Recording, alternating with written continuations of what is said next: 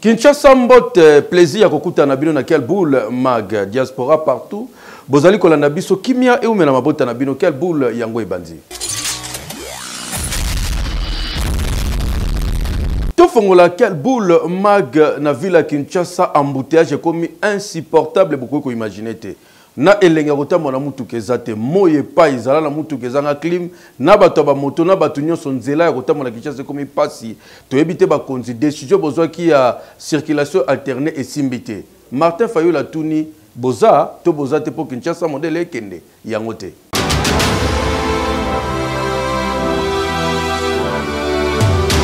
Les solos ya bambouteillage oyo ezali kosalema mikolo oyo ekomi lokola épidémie lokola envoûtement population bazali ko comprendre te soki ekomi nini mikolo oyo ezali kokipe te ezala tongo ezala moi ezala pokwa tambola na mutuka babetela o maboko okoluka nzela okofanda 4h 5h 6h du temps na distance mukie po leli ebele. Boye bake situation yo etiki opposa Martin Fayulu Madidi indifférent président eside atalisi yango na nzela ya Twitter na ye esika amituni soki ba dirigeant RDC bazali vraiment komesire kuya ba mouteillage na Kinshasa et surtout na route Matadi. Lolenge nini bakoki ko expliquer na distance ya 20 km mutu azali kozwa plus de 3 heures na kati sa voiture. Opposant Martin Fayulu mituni soki ezali kaka constitution nde ezali ko empêcher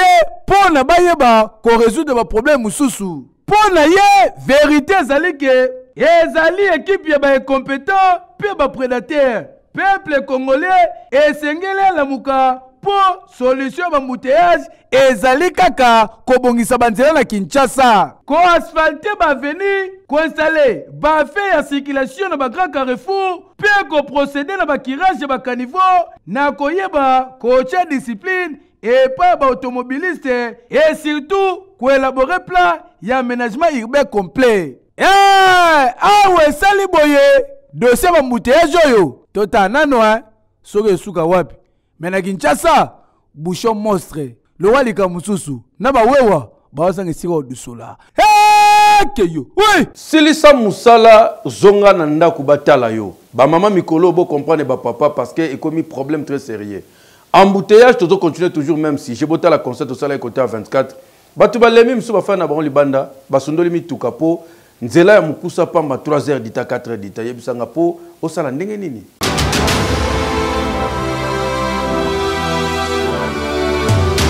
Lisolo ya kosilisa bambouteillage na difficulté ya transport on dirait ti sikoyo ezali kaka mai na mkongoli bata veni ezali kosimba te et surtout na ba de pointe wana kutu ekoma somo na ndako sakana te. Bota la bino moko na soirée ya lundi 11 novembre 2024 denge nini population batelemi na re awa tozali na vene libération ex 24 novembre.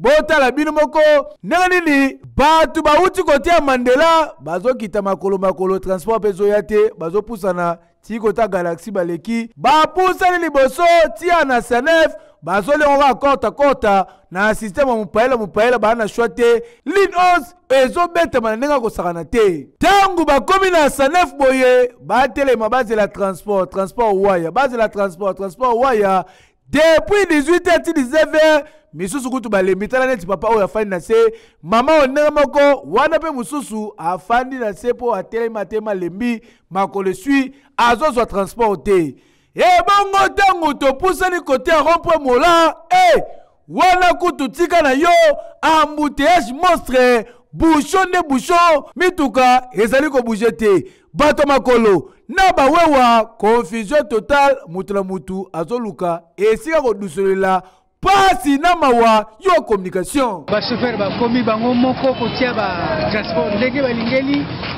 au lieu de 1000 francs et comme ba 2000 ba 30 ba 3000 ba konzi na zuri sababu basi sala ba tia pesa ba loi parce que bachauffeur bakomi bango moko bakomi na bakondire bakonzi ya mboka. Ministère ya transport toyebi mosala esalaka te so basokipaka na babiro ode babima na balabala batala ndenge population peuple congolais ezosufri mpona transport.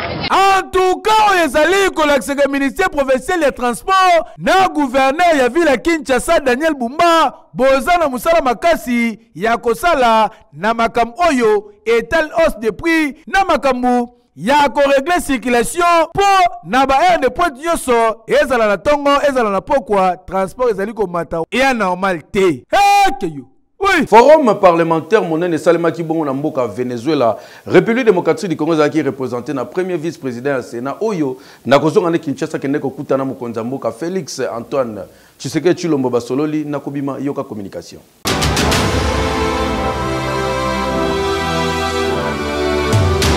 Mokonzi mboka Félix Antoine Tshisekedi Tshilombo ayambaki bongo honorable José Kalalo azali bongo premier vice-président du Sénat.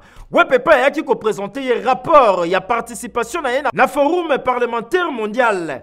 Oye salamaki kuna na mboka ya Venezuela na koyana awa a précisaki que situation sécuritaire ya Est ya République démocratique du Congo babeta ki pe lisolo nango joka communication na ye. Je crois que vous êtes informé qu'il y a eu un forum parlementaire sur le fascisme au Venezuela où nous avons porté la voix haut pour dénoncer cette agression que nous subissons à l'Est. Je profite aussi de l'occasion pour saluer les efforts du chef de l'État pour sa diplomatie, comme il ne ménage aucun effort pour trouver la paix durable dans ce parti du pays. Dans les discussions que nous avons eues, nous avons montré que le Venezuela souhaite avoir le rapport avec la RDC. Pena suka nango bondi belanga ayaki na message na compte ya président Venezuela oya la kisi ke Venezuela aza toujours na posa ya ko travailler ensemble na République démocratique du Congo. Hekeyo porte-parole du gouvernement Patrick Mouya ya ministre ya communication yepe a participé Kibongo na forum monene zali ko sala mabongo eta généraux ya justice mboka na biso kuna alobela ki makambo eta les presse.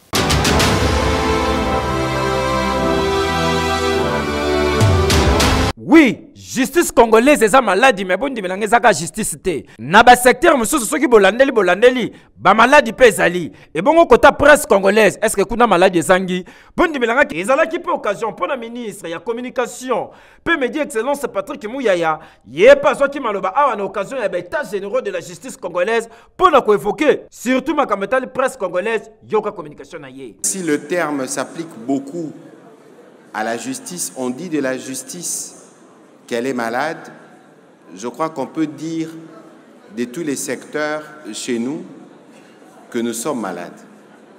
Mais que la pertinence justement de notre action sous la conduite du président de la République et de la première ministre nous permet d'apporter une thérapie.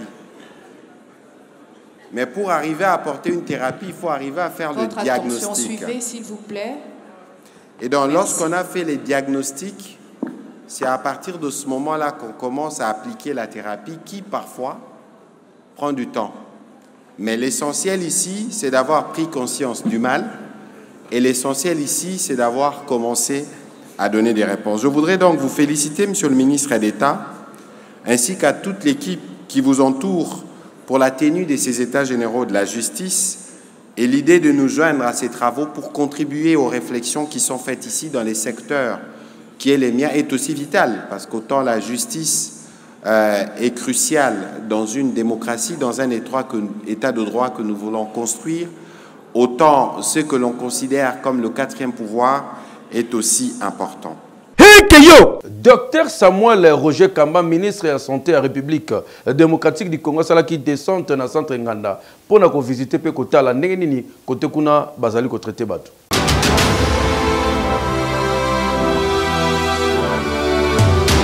Koluka santé ba Congolais ala toujours kitoko.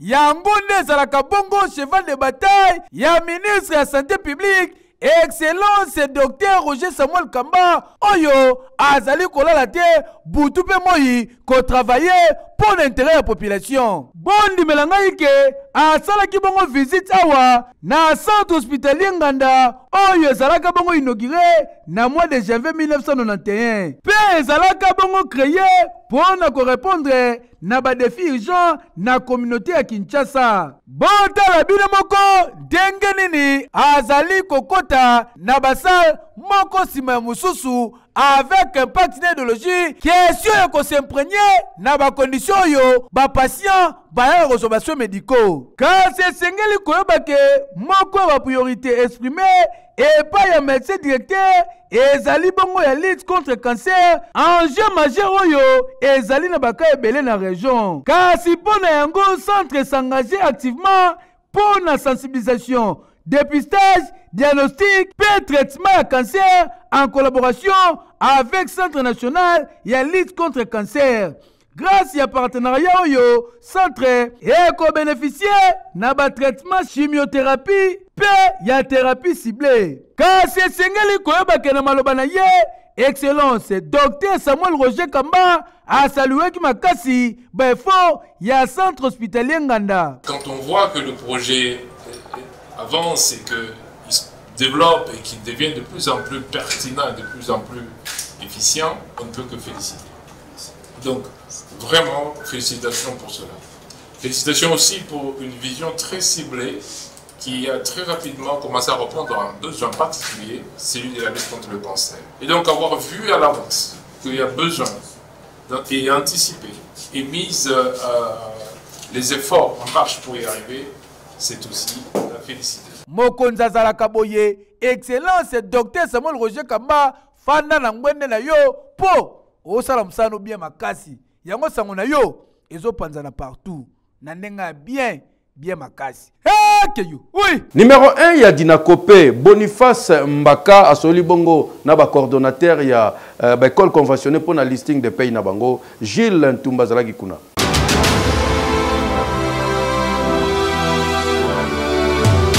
Mosala ezali kosalema sans relâche na kati ya direction nationale de la préparation de paye et de maîtrise des effectifs des enseignants Dinakope na mokuse oyo ezali kokumbama epai ya directeur chef de service Boniface Mbaka. Awa bomoni en face na yeboye ezali ba coordonnateurs nationaux ya ba école conventionnée partenaire ya sous-secteur ya éducation esika babetaki masolo na oyo eteli projet d'apprentissage et d'autonomisation des filles pe makambotali listing de paye avec un montant ya ba salaire na bango ba coordonnateur ya ba école conventionnée awa ba posaki ba question na bango nyonso bazalaki na yango epa ya papa Boniface Mbaka na kosa yote mituna na bango zubiyano. Désormais toutes les écoles de la République recevront des listings de paye avec salaire pour lever un peu le flou avec les banques qui dressent leur liste à elles. Ouais. Et non seulement cela, c'est pour vous permettre aussi de suivre certaines irrégularités dans ces domaines-là. Le projet PAF demande, à travers de la Banque mondiale, demande au gouvernement congolais de prendre en charge les personnels féminins enseignants.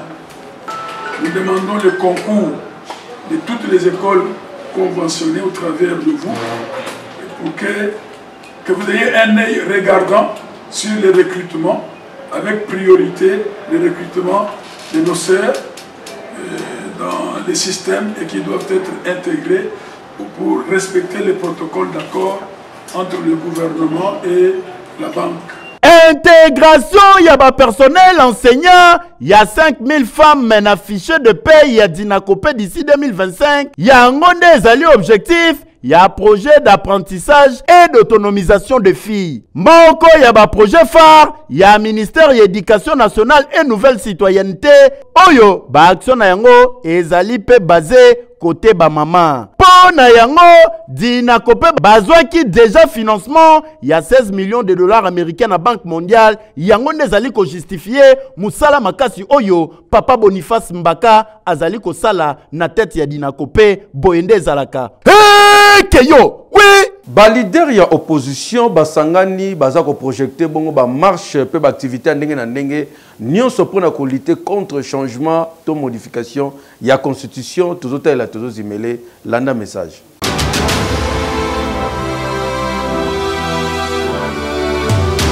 Tala, likambo ya changement to révision ya constitution ti lelo ezo sala la une ya débat à la République démocratique du Congo.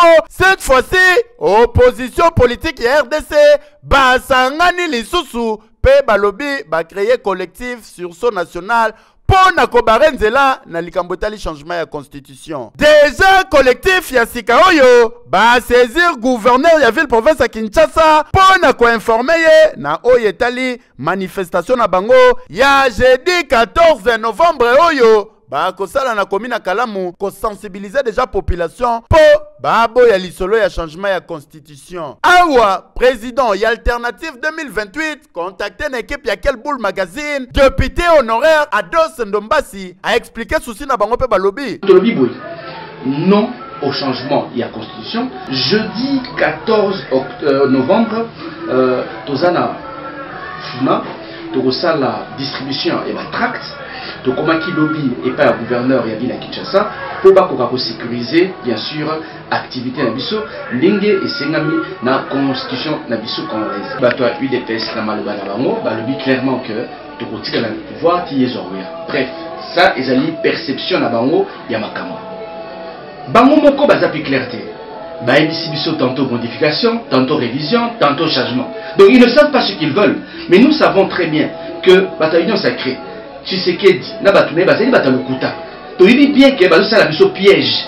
Alors que sa population qui est modifiée mais hors intention à bango ezali bien sûr va bouger article 220 pour que ba mandat bien sûr l'article 70 ezala élargi. Au lieu de la distraction na changement de constitution, de modification de la constitution, batia makasi na bango na kobongisa bien-être ya peuple congolais. Biso to mananzela likambo ya changement ya constitution dossier oyo tozotalela yango de près. Keyo kokamwa nzoka République démocratique du Congo tozala isu na cartographie te awa afdel tanga kotaka ba rwandais loko ba wela ba tumba biso ba archive République démocratique du Congo totikala maboko pamba muta revelango ezali bongo professeur Kabase les beaux ba détails na émission à Salaki.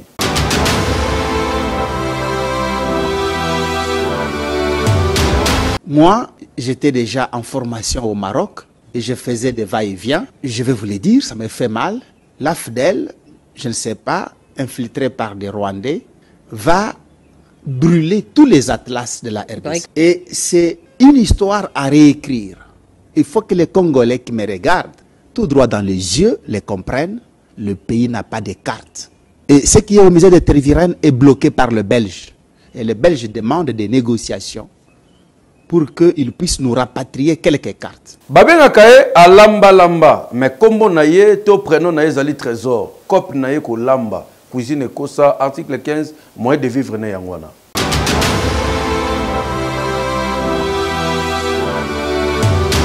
Ayebani mingi na kombo ya alamba lamba de komo balo bozali komona kombo na trésor azali makasi na makambo tali kolamba. C'est la formation dans une place. À ça la formation à cuisine, kasi à ça la restaurer belé, yobiga na Kinshasa so ça les pas batou. Ba salaire moko bimaka et ça la penza mingi ya malonga te. Tellement ou men la copie yango atali gauche atali droite abi tente et sengeli a créer restaurant na ye. Bota la bino moko ndenge nini abeta mo anga nene bozali komona esika ayaka kolamba côté ya sosa sakanaka te tala neti ma desoyo nenga zali ko bolongo kitoko na mupanzi tomoni quiz ebongo sauce ya tomate mbuma jamais rata ebongo loso yango pe zalaki na pointe donc awa azalaka na esika te kopesa biloko olia ye atenga la système ya importé donc soko ye osali commande asaleli yango kitoko achelo na paysage unique apeso na sachet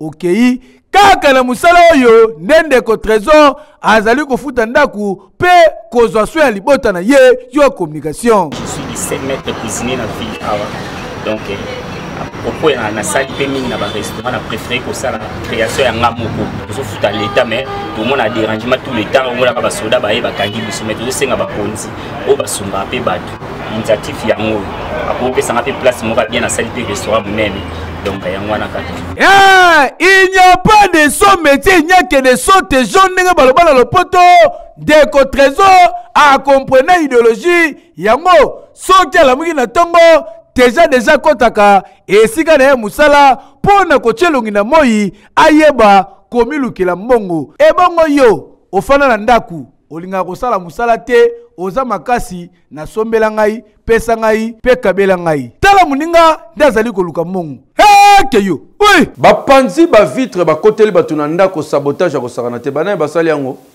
bakolo Kinshasa bana kuluna ndetika la police azate ko kamwa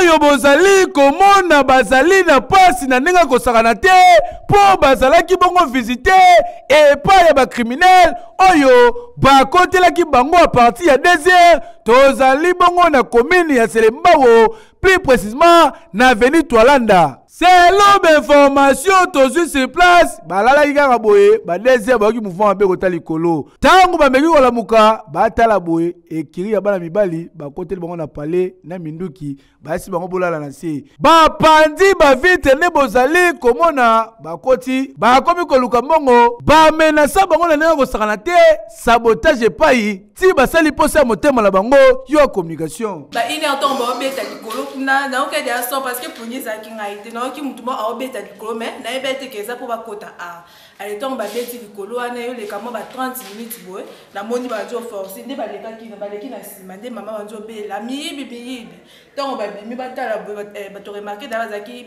bien armé na ba machette nde to lobaki to nde to simba kite to tiki bango ba koti en tout cas yo ezali interpellation pour na ba konza la police baluka nanu boye ba renforcer sécurité na commune ya Selembawo oyo po modèle sécurité zali kokola lokola matembele ba sopela mai et normal ata mukete la police aye na tango kosala constat mais bino moko boyebi ndenge makambo ezalaka soki baye basali constat bakeboye pour résulter monana ezwaka temps entre temps bandeko basali perte et nini et normal te keyo oui. Donc il y a un parti politique na kombo ya PDG bazo continuer ko sensibiliser pe ko former ba membre parti na bango pour na ba protéger pe ba battre la idéologie na bango ko luka ko développer République démocratique du Congo.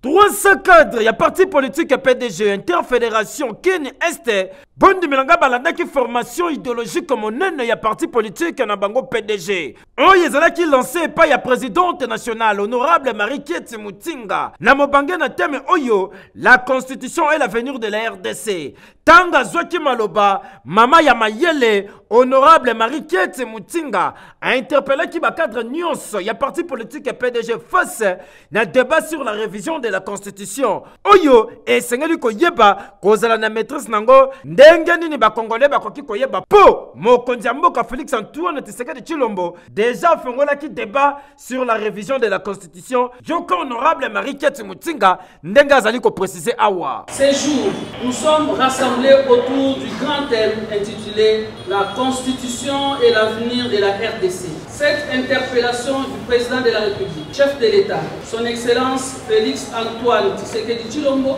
a ouvert un débat qui, dans l'univers politique, est loin d'aboutir d'une manière paisible. Dans ce contexte, le Parti des démocrates pour la bonne gouvernance ne peut rester indifférent face aux invectives qui jaillissent de partout. À ce propos, notre parti rappelle que le débat sur l'avenir de la constitution de notre pays relève de la souveraineté nationale, ainsi que le souligne l'article 1er de la Constitution du 18 février 2006. Je cite, la République démocratique du Congo est, du 30 juin 1960, un État de droit, indépendant, souverain, unie et indivisible, sociale, démocratique et laïque. Fin de citation. C'est donc le peuple souverain qui décidera par toutes les voies légales. Simba Peyebake, ba membre nyonso ya parti politique PDG, ba profiter ma casse na formation Oyo. Mais c'est Mboma Moreno, azali bongo président interfédération Kin Este, yepa bakisa ki boye. C'est un réel plaisir d'accueillir les participants constitués de membres du bureau national du parti, les comités de l'interfédéral Kin Est, les fédéraux et leurs comités. Je voudrais saisir cette agréable occasion pour vous souhaiter au nom de l'autorité morale, son Excellence M.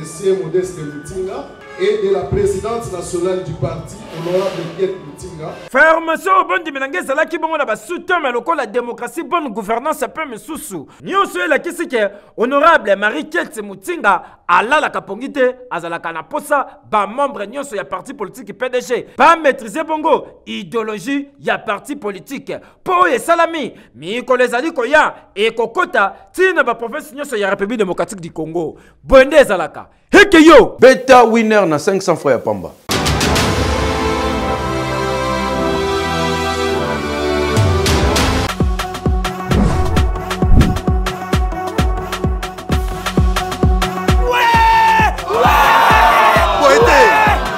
Action mon côté, aucun mot de ma gueule.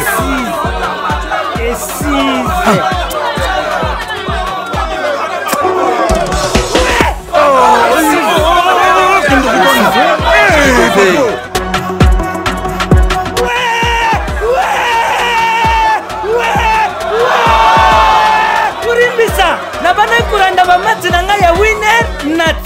Ah bon? C'est que nous sommes tous tombés dans la chambre. Mais oui. Ça c'est winner.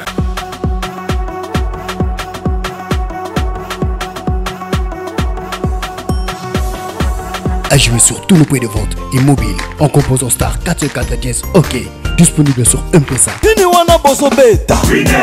Mbwa balamba na ngai ngai suka n'impact à santé to na commune Ngalema to kutana bandeko balobi bango ba préféra musuni okutaka moins cher et puis bazolia kitoko sauce babokela mo chikota na kati wana ideta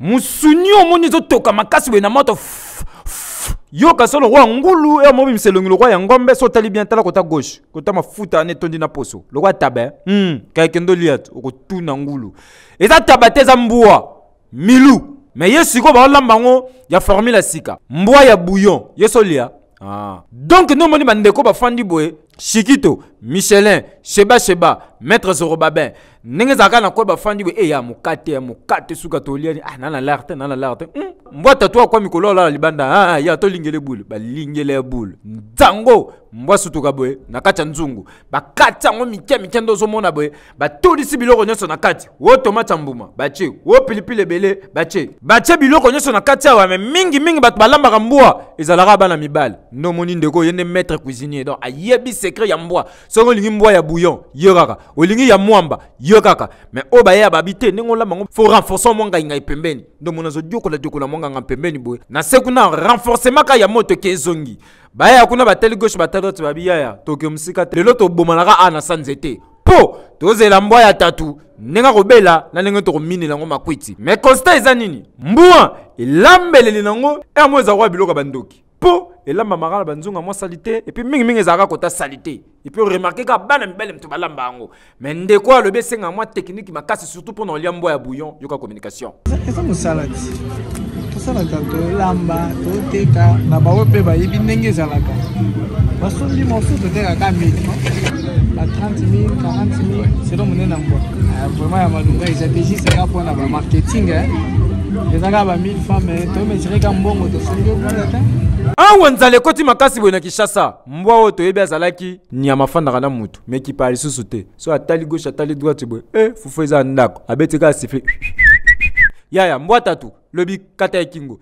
tia asere tufe na nzungu mbwa ya bouillon tande ezotoka baya kuna kanda ekitaka balia heke yo 3 jours ya convention pe conférence monene ezali kobongisa mabongo na mboka États-Unis d'Amérique évangéliste Kizami na Kibila Jean Oscar azali kozela makuna ekozala somo mwana nzambe zala branché pour nos bénédictions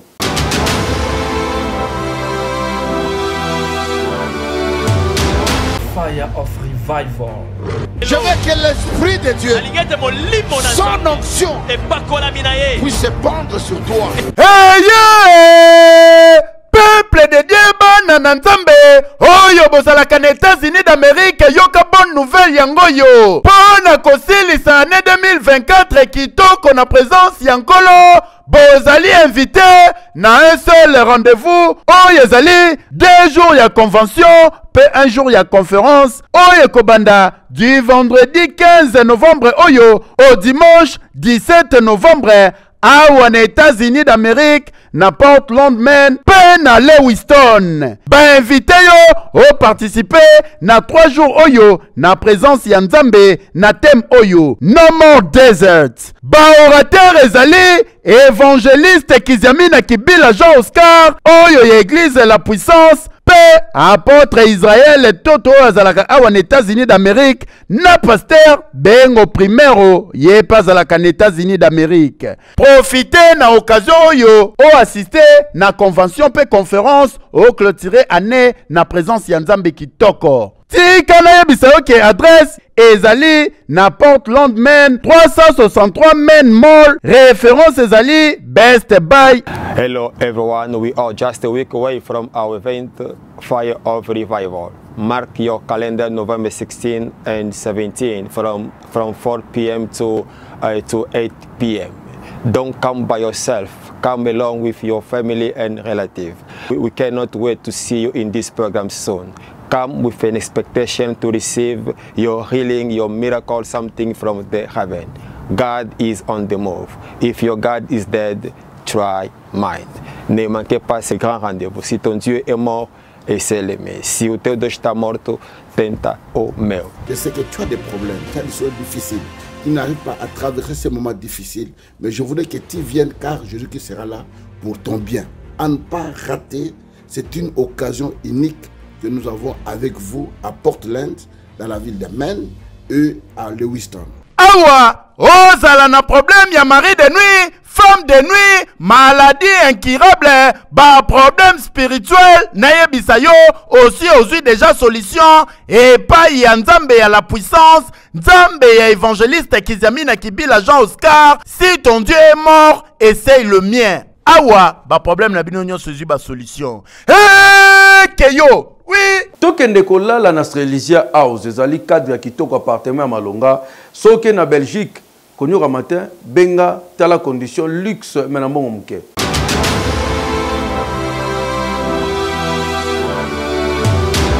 Congolais, Congolaise, mwana ya diaspora, mwana ya poto, esika ozali na Belgique, précisément na Bruxelles, tika na yebisa yo ke désormais bozwi ba place ya kolala pona ba séjour na bino na mboka Belgique, précisément na Bruxelles, na Sterlizia House.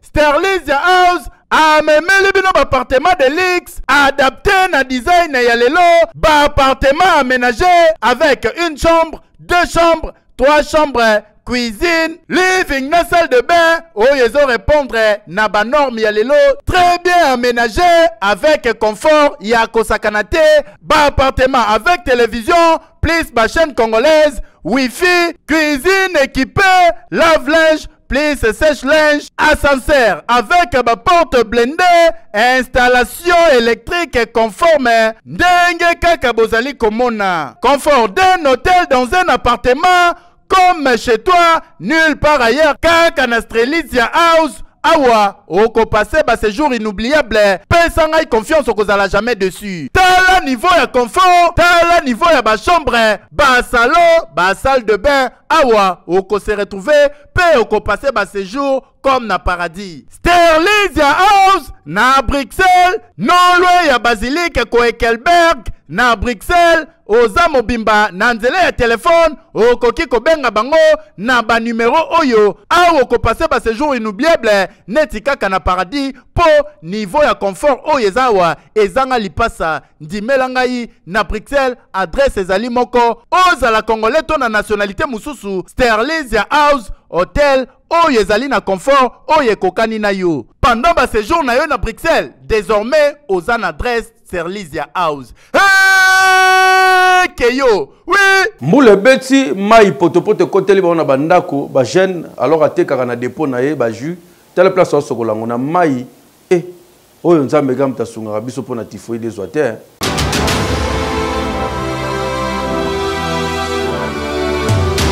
En tout cas na Kinshasa Congolais vivaka na ngolo nzambe po soki bozwi ba Congolais nyonso bosala bango examen bokoza bango na microbe belé ba askari se kozanga te pe ba maladie ya ndenge na ndenge awa tozali na quartier Mondo Vision na commune Ngaliema ndenge bozomona ba jo nyonso evani na sebo na ba paquet ba mai potopoto ne potopoto mutu elati yango ezalaki na kati ya boutique bozomona bandeko bazobimisa boye cause ya bamvula oyo elandani kobeta makasi nde bomoni mai envahir boutique couche ya potopoto ekoti ekundi bapake ya bajina bapake ya bamai s'il vous plaît nde bomoni babimisi yango libanda boye azosokola bapake ya bajina bamai oyo na kati ya mai ya salite bamai oyo kutu bato misusu bazalaka na wese te basysteme na bango elekaka kaka awa na mai ya lukunga oyo babwaki mwana oyo moto alingi asala petit au grand besoin mingi ezalaka awa kasi baji o population azomela yango oyo bazosukola yango awa air moko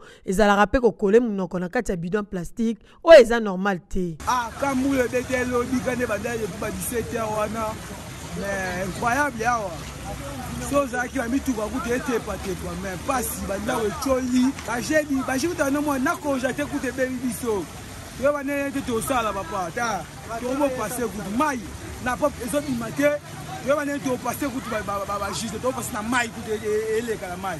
En tout cas Congo ekomi kokende na ba dimension mususu po bakulu na kutu babanga kana bango lisusu ba policier te na secteur ya ba transport o ba chauffeur ba bis o ba chauffeur ba taxi moto ba wewa ndenge tolobaka bango kutu bakoma ko fixer ba prix ya transport na bandenge na bango awa pe lisusu ba jano bomoni bazo transmettre na bango microbe na population ndenge balingi et puis na moi s'il vous plaît sans ko banga o libumu pasi soki yoki yango eza ba ji o melaki.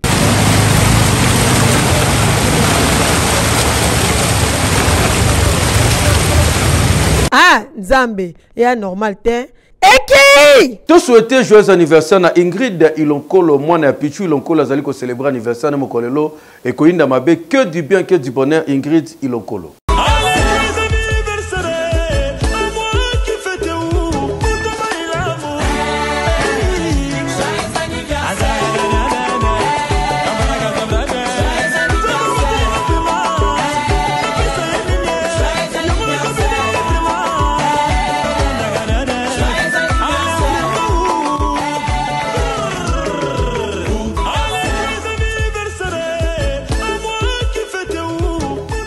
Tokele na mboka Belgique to célébrer anniversaire ya Mireille Dinganga oyo lelo ekoyinda mabe azali ko souffler bougie na ye.